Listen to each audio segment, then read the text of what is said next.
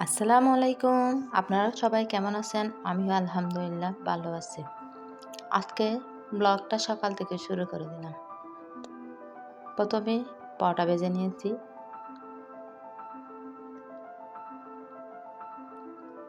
তারপর সবজি দিয়ে চা দিয়ে আজকে সকালে নাস্তাটা সেরে ফেলবো।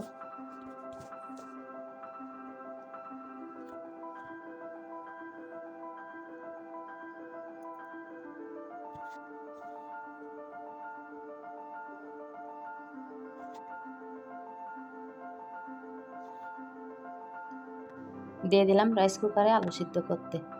আজকে আমি রান্না করব গরু মাংস দিয়ে আলু দিয়ে। আমি মাংসগুলো কেটে নিচ্ছি।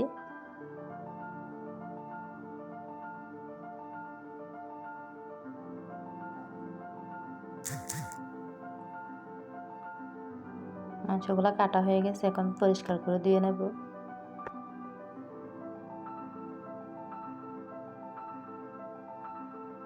আজকে আমি রান্না করব মাটির চুলায়। দিয়ে দিলাম কড়াই, দিয়ে দিলাম পরিমাণ মতন তেল,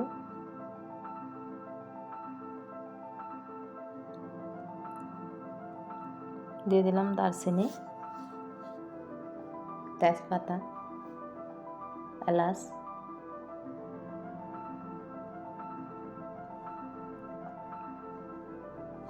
দিয়ে দিলাম রসুন বাটা, পেঁয়াজ বাটা,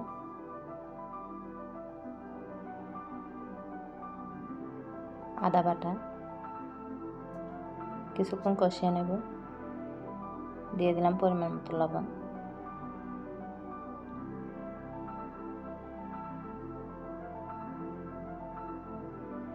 দিয়ে দিলাম পরিমাণ মতো পানি, হলুদ গুঁড়া, জিরার গুঁড়া, ধনিয়ার গুঁড়া, মরিচের গুঁড়া।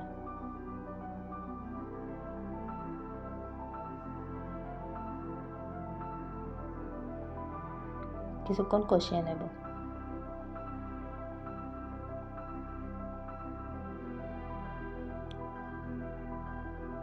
আবার দিয়ে দিব সামান্য পানি।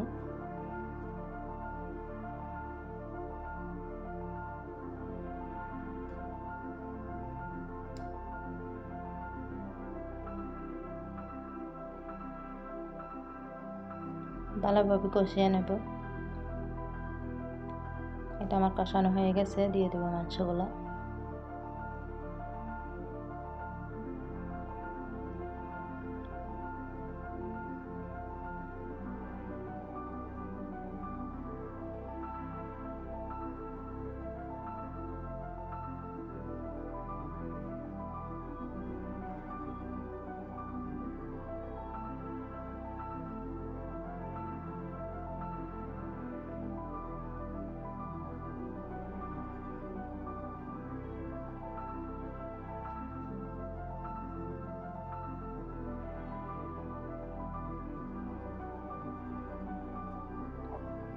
এই তো আমার মাংসগুলো কষানো প্রায় শেষ। দিয়ে দেবো আলুগুলো।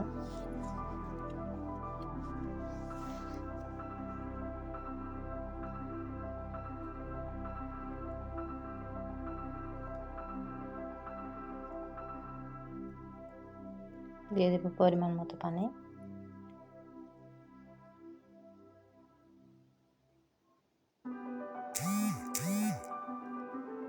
হয়তো আমার গরু মাংস হয়ে এসেছে। এই তো আমার হয়ে গেছে গরু মাংস। ছেলে মসজিদে যাবে নামাজ পড়তে, ছেলেকে দিয়ে দেব ভাত।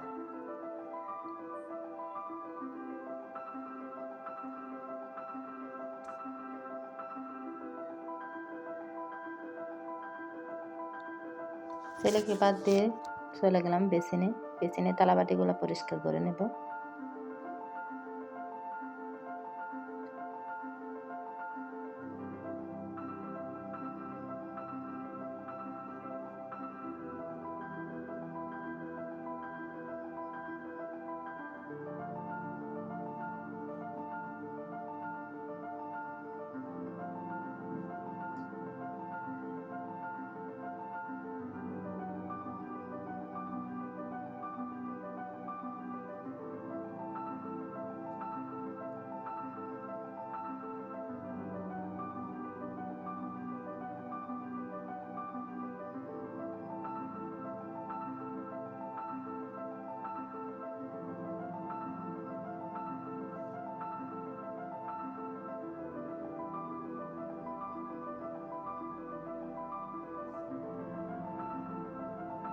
ভিডিওটি দেখার জন্য সবাইকে অসংখ্য ধন্যবাদ। ভালো থাকবেন, সুস্থ থাকবেন। আমিও কাজগুলো সেরে খেয়ে নেব দুপুরের খাবার। আমি নিয়ে নিয়েছি মূলা ভাজি আর নিয়ে নিয়েছি গরুর মাংসের তরকারি।